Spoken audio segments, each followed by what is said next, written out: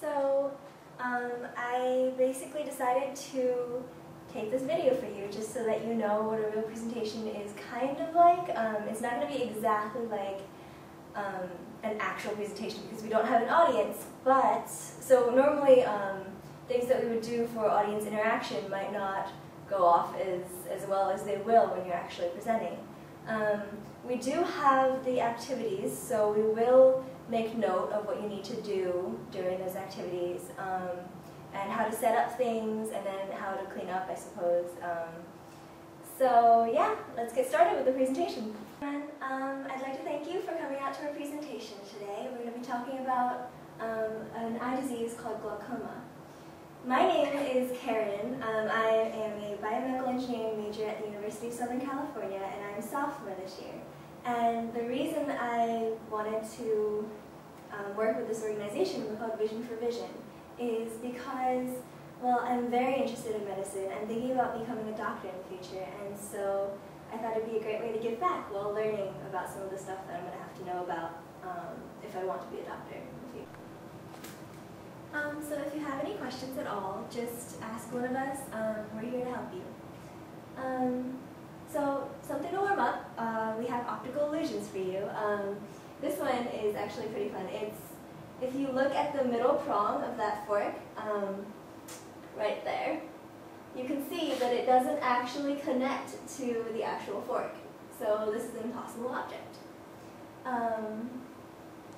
And this optical illusion, if you look at the horizontal lines, they don't look very horizontal at all. They look like they're curving or they're kind of skewed in a way. But if you take out the blocks, they actually are straight. So that was kind of funny.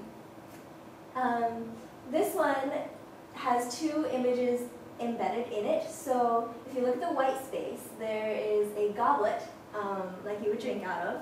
And in the black space, we have two faces coming in. And the next one we're not actually going to do.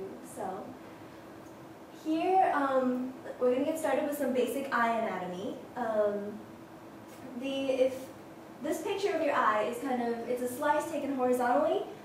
So if your head would be down here, and you're looking up this way, and the world would be out there. So if you think of your eye as maybe a camera, then you can sort of envision how it works.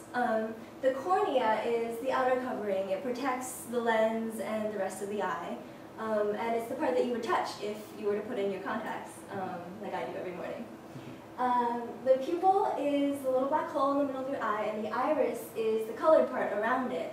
And when it gets brighter, the iris will, the pupil will get smaller so that less light gets in. And then if it gets darker, then it'll get bigger so that more light comes in. You can see better in the dark. The lens focuses the light that comes in onto the retina, which is kind of like the film of a camera. It captures the image, and it sends it to your brain through the optic nerve so that you can see and interpret what you're seeing. So the reason we're here today is to talk to you about glaucoma, which is an eye disease that affects so many people worldwide, and it actually affects your vision from the outside in, and we'll get into more of, I guess, the specifics which you need to know, but the main reason we're here is because we just want to encourage everyone to get screened for it, just because the major issue with glaucoma isn't that it's not treatable, it's that it's hard to catch in the very beginning if you don't get screened regularly for it every year. So, how glaucoma actually works. There is a fluid usually in your eyes that just helps. It's kind of your eye's version of blood. Just because if you had actual blood in your eye, you couldn't see through it. So normally this blood of the eye comes out, is produced in the eye, in this area, and then flows out right here, and drains so that there's a constant change of the fluid, so it doesn't stop and eye gets enough oxygen. So in glaucoma, it gets blocked, like right here where it drains, so the fluid can't get out, but it's still being produced, so it starts to build in your eye and then puts pressure on your eye. And the most vulnerable part of the eye is actually the nerve in the very back. And when the eye starts to feel too much pressure, it gives way first in the back. And so vision loss occurs because of damage to the nerve. So we have an activity for you. It's just a little game that sort of will help you understand what field of vision means, because field of vision is what glaucoma really affects. So we have 2 popsicle sticks. Well, we have lots of popsicle sticks, but you'll take 2 and hold them both in front of you, and make sure you keep one of them in front of you and move the other one out to the side until you can't see it anymore. And so right at the edge of where you can and can't see it, while you're still looking straight ahead at the first one, that's the boundary of field of vision. So beyond that, you can't see because it's not in your field of vision. And when you're actually presenting, the audience may have some trouble with this, just because it's not really a common activity, and they might not have heard your instructions the first time. So go around and maybe, interact with them a little bit. Try and help them out, help them understand the field of vision means. And when you're going around, helping them, also answer any questions that they might have, just because it's more personal and they might feel more comfortable asking you questions when you're amongst them. And then if you have a really good question, take it back up to the front and be like, I got a really good question, and sort of answer it in case anyone else was wondering. So with all of that in mind, it is very important to remember that we need to get eye examinations done every year according to the National Eye Institute. And this is because glaucoma is very difficult to recognize in the early stages just without an eye exam. Like from the optical illusions before, what we were saying is sometimes the mind and the eye can be tricked. And in the case of glaucoma, sometimes often the mind and the eye are tricked into thinking that their field of vision is still whole and complete, when in reality it's sort of slowly shrinking due to glaucoma.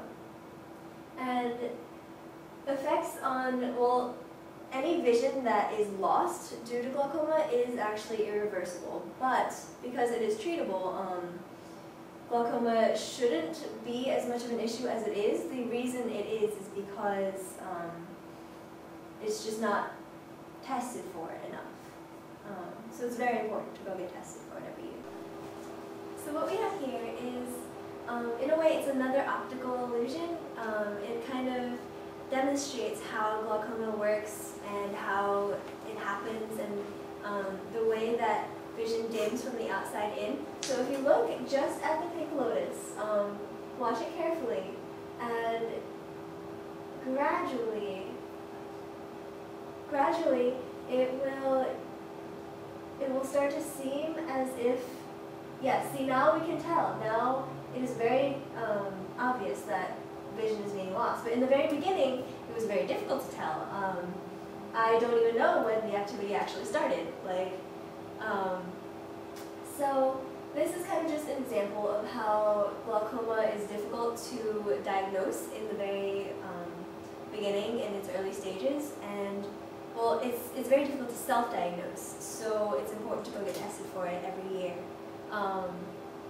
just so that we can catch it before it progresses to this stage where it's difficult to see. So another activity we have for you involves these glasses, which also kind of simulate glaucoma, because they have holes in the centers, but they're blacked out otherwise. So they kind of emulate what it would be like in order to not see anywhere beyond a certain point of the field of vision. So when I'm wearing these, it's very difficult for me to see the corners. I can't see my hands waving at all right now. And so when